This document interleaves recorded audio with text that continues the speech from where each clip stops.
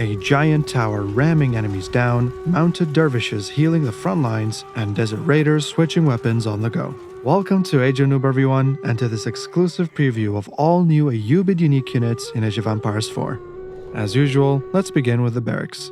On the surface, the Ayyubid barracks may seem identical to the Abbasids, given that the two usual units of Spearmen and Ghulams are available to train, but there are two important distinctions. The unique technologies of Camel Support and Boot Camp are both not available for the Ayyubids, but they do have two different unique technologies of their own. The first is Sultan's Mamluks in the Castle Age, which provides your infantry with 25% bonus damage and plus 20% movement speed for 10 seconds after killing a unit. The second is Infantry Support, which is basically the opposite of what the Abbasids have. This technology allows your infantry to buff the camel's armor by 2. One other minor distinction here is that the Ayyubids get their technologies in their blacksmith, while the Abbasids have to use their House of Wisdom instead. I personally would still prefer Abbasid infantry over Ayyubids, given that their flat HP bonus is more consistent and predictable, while the Ayyubid one is a bit more chaotic and definitely the more aggressive of the two. That said, regardless of which of the two Arabian civilizations you prefer, the Ghulam with full upgrades of either will still easily beat any generic man-at-arm with full upgrades as well. Do keep in mind that the Phalanx technology in the Feudal Age is also available for the Ayyubids, as it is now a technology that both of these civilizations share. There's technically also one more melee infantry unit that the Ayyubids can obtain, but they're not trained in the barracks, so I'll cover them a bit later in the video. In the Archery Range, the Ayyubids have generic units through and through, as they cannot research the composite bows technology that the Abbasids have in their House of Wisdom. While their crossbows and hand cannons also do not have any unique options, they do have a new unique unit called the Desert Raider. Desert Raiders are extra unique because they can be trained in both the stable and the Archer range, and that's because they are both a melee and a range unit. Desert Raiders can switch their weapons from sword to bow and vice versa, and there's no cooldown for this. Hence, they will be pretty micro-intensive units to get the most out of them, especially since they're available from Feudal onward, costing 80 food, 50 wood, and 50 gold. Now, in melee form, the natural comparison would be to the Horseman, but they're not that similar. First, being a camel unit, Desert Raiders maintain the cavalry debuff, while the Horseman has a bonus attack damage against ranged and siege units. Furthermore, their armors are very different as well, as the Horseman has 2 ranged armor, while the Desert Raider has 5 melee armor instead. Desert Raiders are also a bit slower, so these two units fulfill different roles for the Ayyubids. In ranged form, it has the same range as an archer, but have a slightly higher attack and is much faster of course. Although Desert Raiders in ranged form are overall weaker than their camel archer cousins of the Abbasids, they do cost 60 fewer resources to make up for that. Hence, the Desert Raider will fall off in the late game against more powerful counterparts in terms of population efficiency. Since Desert Raiders are camel units, don't forget that nearby infantry will provide them with an additional 2 armor in the late game thanks to the infantry support technology, and this will come especially handy for them when they're in melee form. Okay, let's now move on to the stable. Once again, Desert Raiders can be trained in the stable as well, but they're not the only unique camel units the Ayyubids get. The Camel Lancers are also new units for the Ayyubids, who are also considered close cousins to the Camel Riders of the Abbasids. The key differences between the two are as follows. Camel Lancers have higher armor and higher attack but have less HP when fully upgraded. It is also worth noting that they are very expensive, at 130 food and 110 gold compared to the 160 food and 30 wood and gold of the Camel Riders. Once again, they're different enough that they excel in different scenarios, so they're not really substitutes. Remember that there's also 2 additional armor from infantry in the late game that applies to them as well. And finally, the Ayyubids get the Horseman of course, but they're generic and have otherwise no special bonus or unique technology that they can take advantage of. In summary, you will use the Horseman to deal with range units and raiding, Camel Lancers as a strong frontliner, and Desert Raiders as your hybrid unit depending on the engagement. Moving on to religion, the Ayyubids also have a unique religious unit, and that's the Dervish. The Dervish is a camel unit, so despite being a religious unit himself, he still applies the same cavalry debuff of reduced damage like other camel units, so keep that in mind. They are as fast as the Lancers and can both pick up relics and convert enemy units like other religious units. Hence, in theory, the Ayyubids should be pretty good at relic control.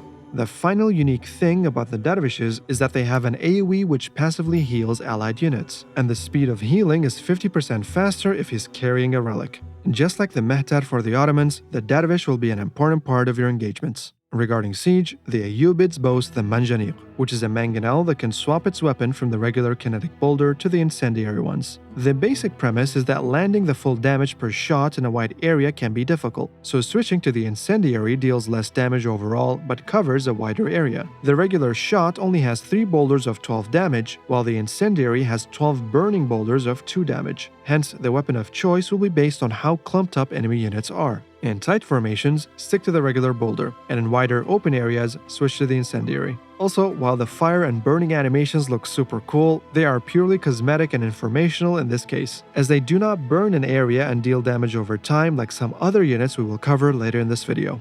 The Ayyubids also have a siege unit unlike any other in the game, and that's the Tower of the Sultan. This beast of a unit is basically as tall as the keep itself, and that's because it's a moving death ball. When fully upgraded, it boasts 960 HP, 20 ranged armor, 600 siege attack with an additional 200 versus walls, and 4 inherent bowmen who can attack enemy unit while it moves. Oh, and it can garrison 20 infantry units inside that can be shielded from enemy attacks, but can also hop out to fight in melee range when needed. Although the Tower of the Sultan is the ultimate pushing machine, it costs a whopping 1,000 resources and takes a long time to construct, so keep that in mind. And just for fun, here's the meme tower next to it for scale. Although the Ayyubids can also train generic rams, counterweight trebuchets, bombards, and culverins, all siege units have access to a special ability once siege carpentry is researched. This Ayyubid unique technology in the Castle Age provides all siege units with the structural reinforcements ability, which provides plus 20 armor and plus 5 fire armor for 10 seconds. When I first read this ability, I thought that it'd be insanely broken at first, but of course, turns out that there's a catch. This ability costs 50 wood to activate and, more importantly, can only be active on only one siege unit at a time. It also has a healthy 90-second cooldown, so it cannot be spammed. Regardless, this is still a super useful technology that you shouldn't sleep on, as saving one of your bombards, trebuchets, or even Tower of the Sultan could prove to be super useful in tight engagements. The cost of siege carpentry is low enough that it makes it a no-brainer in my eyes to pick up every game. You will of course need to pay attention to your siege and micro this ability on time to make good use of it. The dock of the Ayyubids is identical to that of the Abbasids as far as I can tell. They both have the 50% discount bonus on their docks, and they also share the same unique technology of teak masts as well. Neither of the Arabian civs have a unique ship themselves. Before we wrap up, there are a few more units that can be obtained through your House of Wisdom, and they will have a large impact on the way you play. The first is the Atabeg Advisor, which is a camel unit that spawns once the Advisor's option is picked from the trade wing and can be garrisoned in any military production building to provide a flat 20% increase in HP for every new unit produced. You can also visually tell which production building has the Atabeg garrisoned, as they have a small camel model embedded into the building once garrisoned. Do keep in mind that you cannot ungarrison the Atabeg from the production building once garrisoned. However, if either of the building is destroyed by the enemy or you delete it yourself, you will be able to train that Atabeg back at your House of Wisdom for 100 food and 100 gold.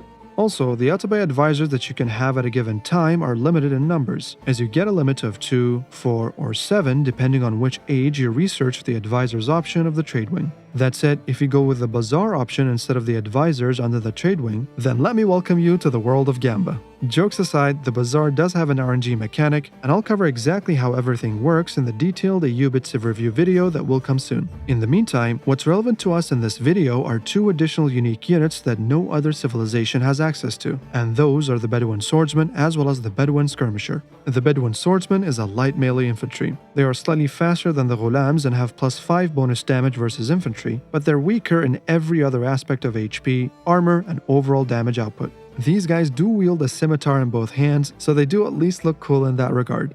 The Bedouin Skirmisher, on the other hand, is a light-ranged infantry unit that excels at dealing with other light targets. They do have an exceptional long attack range of 6 tiles and a total of 25 damage against light infantry when we include their bonus. As expected, they're pretty squishy themselves if you can close the gap, so any melee mounted unit will eat them for breakfast.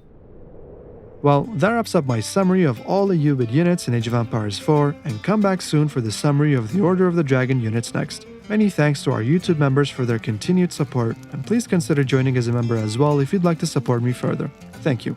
As always, thank you for watching everyone, and let me know what you think of the new Ayyubid units so far, and until next time, Assalamu alaikum.